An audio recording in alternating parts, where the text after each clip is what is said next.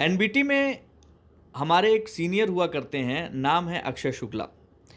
Akshay Shukla sir जो है उन्होंने हम लोगों को बहुत कुछ सिखाया। अभी भी वो एनबीटी में हैं लेकिन मैं नहीं हूँ। उनका एक आर्टिकल छपा था पिछले दिनों, बात ज़रूरी है, संपादकीय पेज पर, कहाँ रुकना है। बात वाकई ज़रूरी है, इसलिए मैं चाह रहा था कि मैं आप लोग के साथ शेयर करूं। अक्षय सर लिखते हैं कि एक सीनियर अक्सर कहा करते थे कि कितना ही बड़ा घर हो, आदमी बस एक कमरे में रहता है, बाकी में तो फर्नीचर रहता है। जिंदगी के जिस पड़ाव पर पहुंच रहा हूं, उनकी बात का मतलब समझ आने लगा है। माता पिता समेत बहुत से लोगों को ऐसा जीवन जीते देख रहा हूं। एक रिलेटिव रिटायरमेंट के बाद अपने शहर लौट कर आए तो उन्होंने एक आलीशान डुप्लेक्स खरीदा कि अब बाकी जीवन यहां सुकून से बिताएंगे।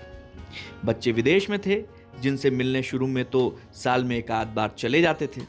उम्र ढलने के साथ जाना लगभग बंद हो गया।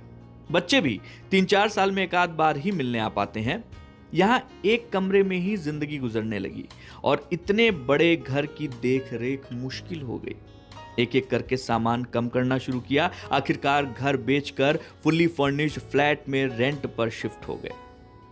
अमेरिकी नागरिकता प्राप्त बच्चे अब शायद ही लौटे। ऐसे में इनके न रहने के बाद यहाँ की प्रॉपर्टी संभालने का झंझट भी खत्म।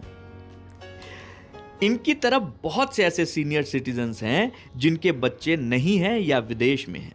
वे घर बेचकर आधुनिक सुविधाओं वाले केयर होम्स में रहना पसंद करने लगे हैं, जहां उन्हें अपने जैसे और लोगों का साथ मिल जाता है। अरमानों से बना आशियाना पीछे छूट जाता है।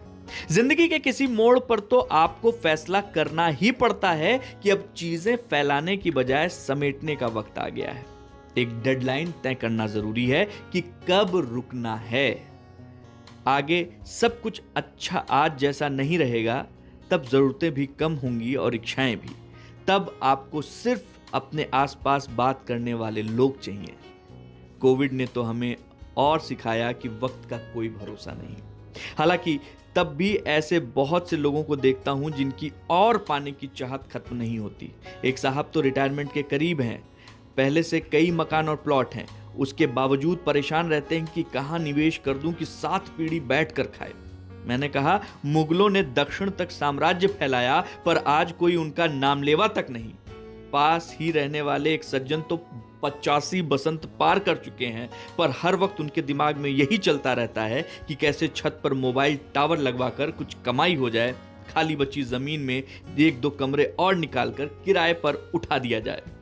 इसी उठापटक में आस पड़ोस में सबसे उलझते रहते हैं। समझ नहीं आता कि कुछ बरस बाद जब दुनिया से रुखसत होंगे तो ये सब कहां लेकर जाएंगे। कौन समझाए। यहां से जाते वक्त कोई जेब नहीं होती। सर, बहुत बहुत शुक्रिया। अद्भुत।